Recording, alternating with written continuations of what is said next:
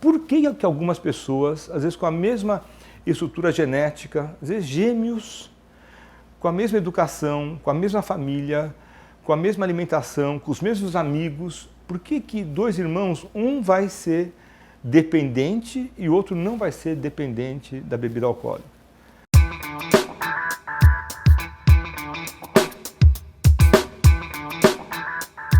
Algumas pessoas, mais ou menos 1 em cada 10 que usam álcool, começam a beber mais intensamente, começam a beber de forma um pouco escondida, mas bebem mais e de repente, depois de mais ou menos 12 anos para homens e 8 anos para mulheres, essas pessoas têm um quadro chamado dependência do álcool ou alcoolismo.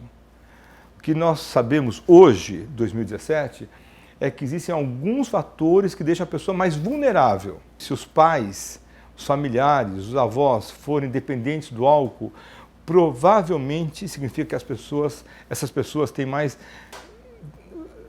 enzimas no fígado que vão metabolizar o álcool. Desde o começo, ela vai precisando de mais álcool para dar aquele efeito de uma certa sedação, uma euforia.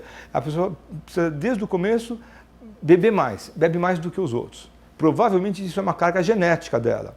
Ela tem mais enzimas que metabolizam álcool e consegue, de uma vez só, beber mais e mais. Significa que ela vai ser alcoólatra? Não. Nós sabemos ainda que as pessoas que estão mais suscetíveis a fatores de estresse, ansiedade, depressão, angústia, e que usam o álcool como se fosse uma ferramenta, também são mais suscetíveis a se tornar dependentes. Nós sabemos ainda que as pessoas que têm amigos cujo lazer é beber, todos os amigos têm a preferência, em vez de fazer esporte, de cinema, de discussões, gostam de beber, essa pessoa também fica mais vulnerável. Então, a pessoa se torna dependente do álcool quando essa série de vulnerabilidades deixam ela com um risco maior. E é uma opção dela, ela vai lá e usa o álcool. Usa no começo de forma recreacional, social, depois ela começa a usar como se fosse, entre aspas, um remédio. Quando começa a ter esse tipo de situação, pronto, acendeu a luz laranja, essa pessoa está prestes, quase, está próxima a se tornar uma dependente do álcool.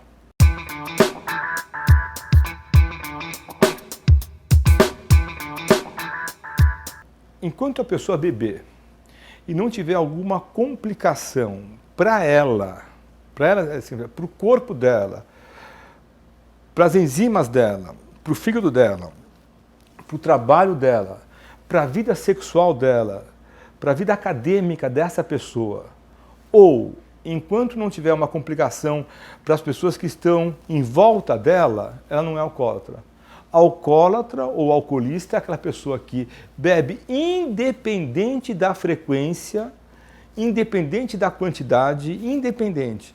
Ela bebe e causa já um impacto, causa uma dificuldade, ou para a vida dela, ou para a vida de quem está junto com ela, quem mora com ela, quem convive com essa pessoa. Em vez do álcool ser usado para dar prazer, para relaxar, para aumentar a sociabilidade, o álcool é usado pelo dependente do álcool, ou alcoólatra, ou alcoolista, tanto faz. O álcool é usado para evitar, para prevenir o efeito desagradável que causa a falta do álcool. Então, o alcoólatra, nessa fase de dependência, ele não vai beber para saborear, para degustar, para acompanhar uma alimentação. Ele vai beber porque ele tem que beber.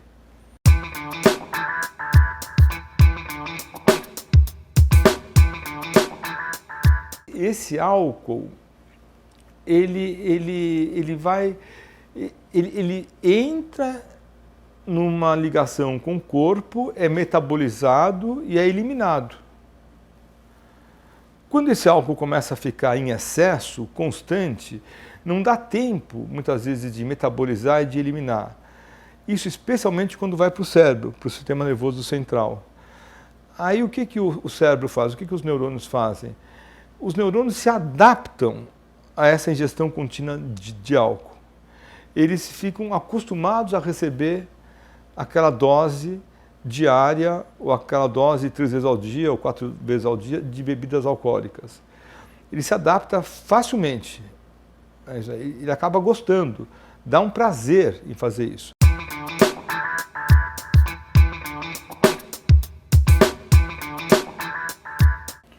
Muitas pessoas conseguem parar sozinhas. Elas já tiveram a experiência de tentar beber menos. Tem paciente que te fala assim, eu quero tentar beber não mais destilados, que tem um teor alcoólico maior, mas só bebidas fermentadas, como vinhos e cervejas.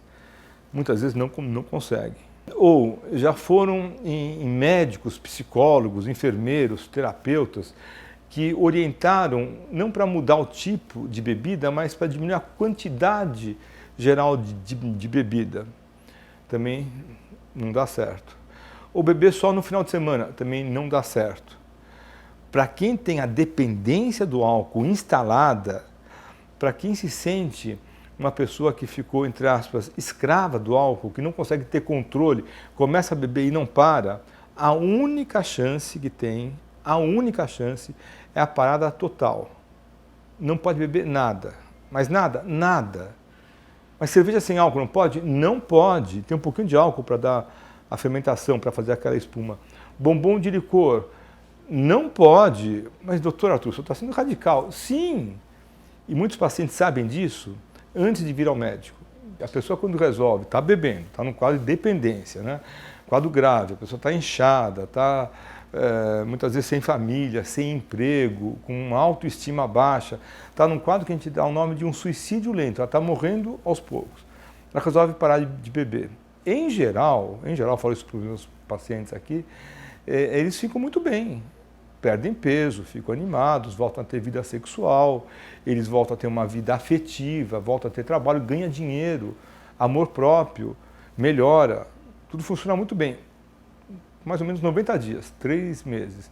Aí ele fala assim, puxa, agora estou muito bem, estou ótimo, melhor fase da minha vida. Deixa eu beber um pouquinho só. Deixa eu tentar beber como todo mundo bebe, socialmente. Se eu não conseguir, eu paro. Não consegue parar.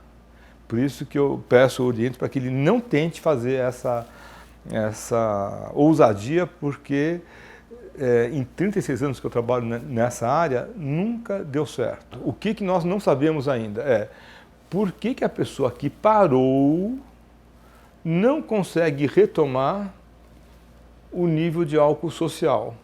Isso é um desafio, né? Não consegue porque existe como se fosse uma memória bioquímica. Uma gota de álcool, o mínimo de álcool que ele vai beber, depois de 30 anos de abstinência, ele volta a ter o mesmo quadro. O mesmíssimo quadro. É impressionante. Quando eu falo isso para os meus pacientes, sempre tem paciente, digamos, arrogante, como médico. Eu sou médico, mas os médicos muitas vezes têm uma postura arrogante em relação ao tema. O médico fala assim, o senhor nunca viu? Eu vou dar chance para o senhor ver, eu vou ser o primeiro. Eu nunca vi, continuo nunca vendo.